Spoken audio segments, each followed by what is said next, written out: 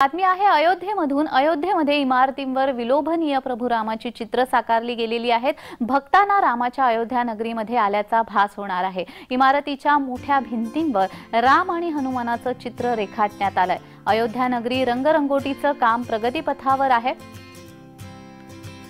अयोध्येमध्ये इमारतींवर प्रभू रामाची चित्र साकारली गेली आहेत। प्रभू राम आणि हनुमानाचं चित्र इमारतीवर साकारलं गेलेलं आहे।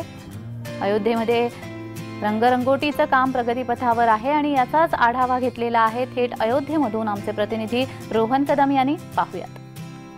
22 तारखेच्या प्राणप्रतिष्ठेसाठी आणि रामलल्लांच्या संपूर्ण मंदिराच्या उद्घाटनासाठी आता अयोध्या नगरी सज्ज झालेली पाहायला मिळते। आणि आपण जर माझ्या पाठीमागे पाहिलं तर संपूर्ण शहरातील ज्या अशा प्रकारच्या मोठ्या मोठ्या इमारती आहेत, बिल्डिंग्स आहेत, ज्या सुशोभीकरण केलेले जात आहे, त्याच्यावरती रामलल्लांच्या अशा भव्य आणि दिव्य स्वरूपाच्या पेंटिंग जे आहे, ते चित्र जे आहे ते साकारलेलं पाहायला मिळतंय। आपण या ठिकाणी देखील हनुमानाची देखील अशाच प्रकारची मूर्ती जी आहे ती या पेंटिंगच्या माध्यमातून साकारलेली पाहायला मिळते। राम मंदिराचं चित्र यावरती साकारलेलं पाहायला मिळतंय, श्रीराम लिहिलेलं पाहायला मिळतंय आणि या सगळ्याच्या माध्यमातून जे आहे ते मोठं असं एक सुशोभीकरणाचं काम या संपूर्ण अयोध्या नगरीमध्ये केलं जातंय। खरं तर अयोध्या नगरी जी आहे ती नव्याने स्थापन होते, नव्याने तिला घडवलं जाते असं म्हणलं जातंय। कारण का मोठ्या प्रमाणामध्ये संपूर्ण अयोध्येमध्ये जे काम आहे सुशोभीकरणाचं असेल किंवा रस्त्यांचं असेल किंवा विविध विकास कामांचं असेल ते मोठ्या प्रमाणामध्ये सुरू आहे। त्यामुळे अशा प्रकारच्या इमारती ज्या आहेत त्या सध्या उभारल्या जाताना त्याच्यावरती रामलल्लांची चित्र